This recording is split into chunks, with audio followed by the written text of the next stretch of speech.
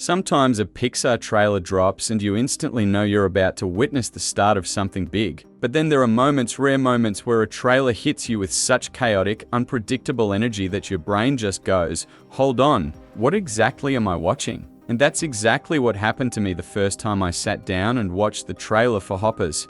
And trust me, if you stick around, this breakdown will make you want to rewatch that trailer at least once. Or hey, drop a comment while you're listening, because I already know people are going to argue hard about this one. Pixar's newest original film, Hoppers, arrives March 6, 2026, and honestly, the timing could not be more crucial. With Elio falling flat at the box office earlier this year and Pixar depending heavily on the guaranteed success of Inside Out 2 and the upcoming Toy Story 5, the studio desperately needs an original hit again, something that reminds audiences what Pixar used to do better than anyone else: create worlds, characters, and emotional journeys that felt alive. And Hoppers might just be that movie if Pixar sticks the landing.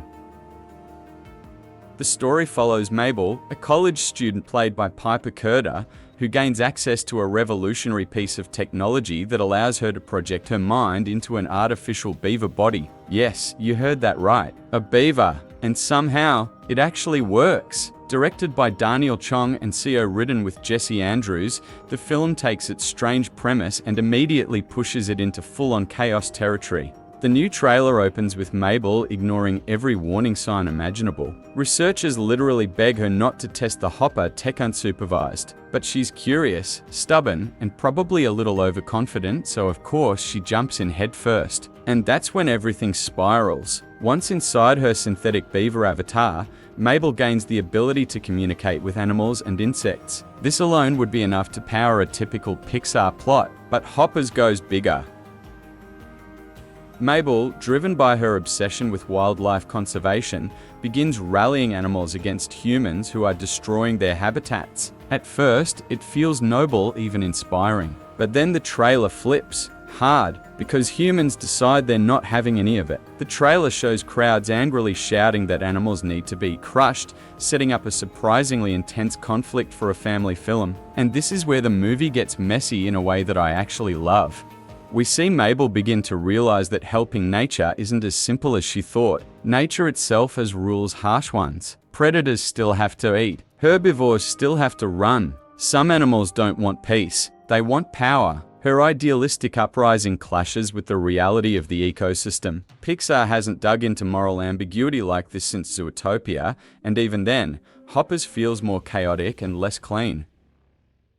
The voice cast is stacked. Hamm brings the perfect corporate hostility as Mayor Jerry. Bobby Moynihan voices King George, a character who seems to be an unhinged blend of raccoon monarch and amateur war strategist. And then there's Dave Franco and Meryl Streep in roles Pixar is keeping tightly under wraps. And let's be honest, Pixar needs this movie to hit. After years of sequels, safe bets, and underperforming originals, the studio's balance is fragile. With 2 more sequels on the way, Coco 2 and The Incredibles 3, the pressure on Hoppers to succeed is enormous. If it lands well, Pixar regains credibility. If it flops, the studio will lean even harder on sequels until the magic that defined their early 2000s era disappears entirely.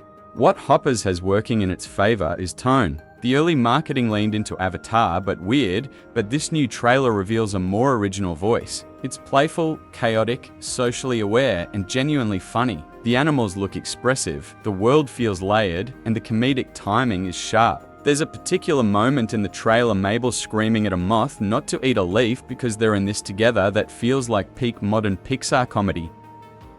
But what really grabbed me was the tension. The trailer makes it crystal clear that humans vs. nature is not going to be a cute side conflict. It's the conflict. And it sets up some larger thematic questions that Pixar might actually be bold enough to explore. When does activism become extremism? Can nature be controlled for moral reasons? What responsibility do humans have to creatures they've displaced? And how far should someone go to protect a world that isn't listening? It's risky storytelling, but risky storytelling is exactly what Pixar used to excel at. We also get hints that Mabel's choices will spiral out of control. Animals begin forming factions. Some want peace, some want war, some want to overthrow the human world completely. And Mabel is caught in the middle, part leader, part outsider, part accidental revolutionary. And while the film's message is clearly going to be environmental, Pixar seems determined to handle it with humor, absurdity, and emotional depth rather than preachiness. If they really pull it off, Hoppers could become one of those films that kids love for the comedy but adults love for the themes.